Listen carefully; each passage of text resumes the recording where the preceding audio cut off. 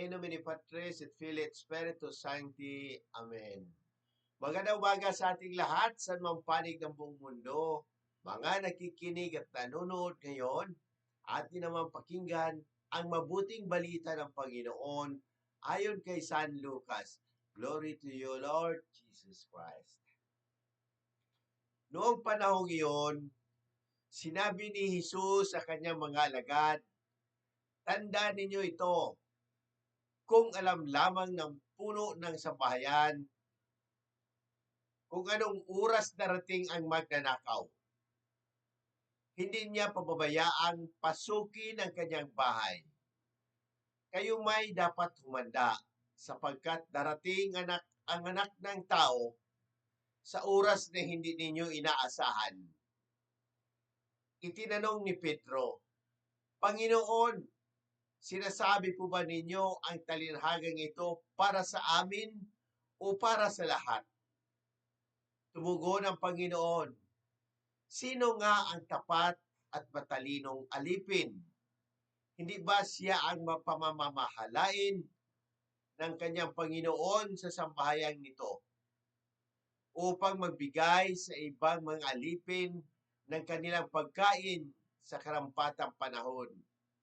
Mapalad ang aliping iyon kapag dinatnan siyang gumawa ng gayon pagbabalik ng kanyang Panginoon. Sinasabi ko sa inyo, pamamahalain siya ng kanyang Panginoon sa lahat ng ari-arian nito. Ngunit kung sabihin sa sarili ng aliping iyon, matatagalan pa bago magbalik ang aking Panginoon, at simulan niyang bubugin ang ibang aliping lalaki at babae at kumain, uminom at maglasing, darating ang Panginoon ng aliping yaon sa araw na hindi niya inaasahan at sa oras na hindi niya alam. Buong higpit na parusa siya ng Panginoon at isasama sa mga di tapat at ang aliping nakaalam ng kalooban ng kanyang Panginoon, ngunit hindi naghanda ni sumunod sa kalooban nito, ay tatanggap ng mabigat na parusa.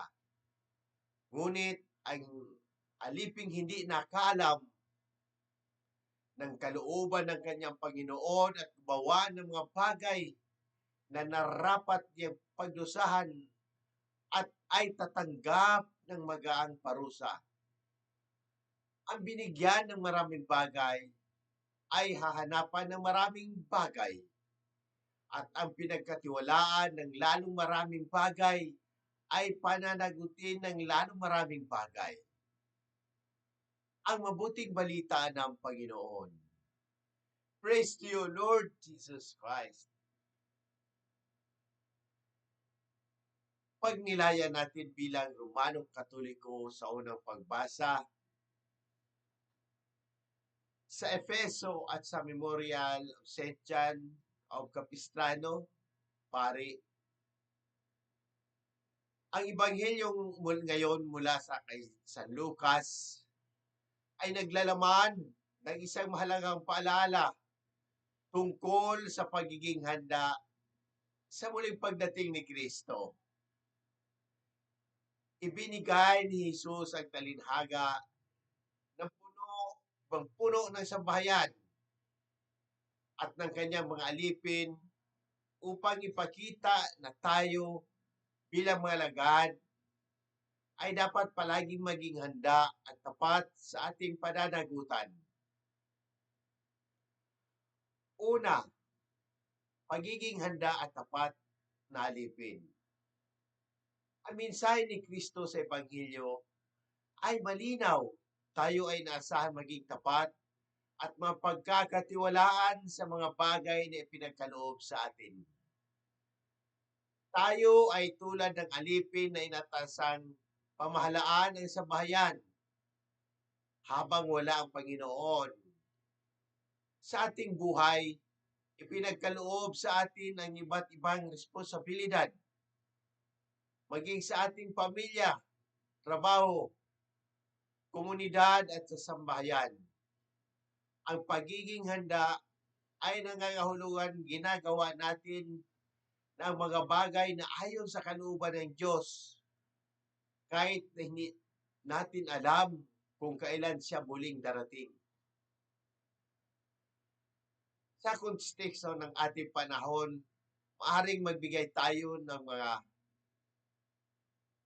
halimbawa, mga pinunong bayan,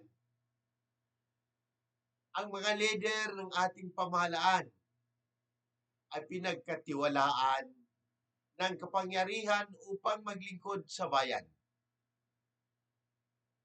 Kung sila ay mag-abuso sa kapangyarihan, hindi ginagampanan ang kanilang tungkulin ng may katarungan, tiyak na may pananagutan sila sa Diyos at sa taong bayan. Mga magulang at guro.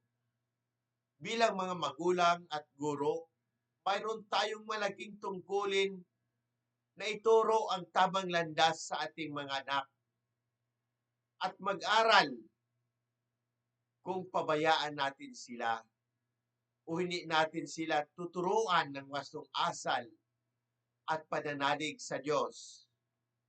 Tayo ay magkakaroon ng pananagutan sa kanilang paglaki. Misyon ng simbahan. Bilang mga Katoliko, tayo ay tinatawag na maging tapat sa ating pananampalataya. Dapat nating ipalaganap ang mabuting balita at pangalagaan ang ating kapwa sa pamamagitan ng mga gawa at awa at katarungan. Sa harap ng mga hamon sa ating lipunan, tulad ng paglago ng sekularismo at iba pang relihiyon, kailangan natin patuloy na magsikap na mapanatili ang ating pananalig at buhay sa Kristiyanong pamayanan. Pangalawa, ang prinsipyo ng maraming pinagkatiwalaan, maraming hahanapin. Ang talinghaga ay nagtuturo rin sa atin ng isang mahalagang prinsipyo, ang binigyan ng mas maraming responsibilidad ay hahanapan ng mas malaking pananagutan. Bilang mga Kristiyano, pinagkatiwalaan tayo ng Diyos ng mga grasya at inaasahan niya na tayo ay gagawa ng mabuti sa mga biyayang ito. Sa ating lipunan sa modernong panahon, ang mga taong pinagkalooban ng kapangyarihan, kayamanan at impluensya ang may pananagutan na gamitin ang mga ito para sa kabutihan. Halimbawa sa mga krisis tulad ng pandemya, ang mga mayayamang bansa at individual ay dapat gamitin ang kanilang yaman upang tumulong sa mga nangangailangan. Sa ating sariling buhay, ang bawat isa sa atin ay binigyan ng mga talento at kakayahan ng Diyos. Naway gamitin natin ang mga ito sa paglilingkod sa Diyos at sa ating kapwa.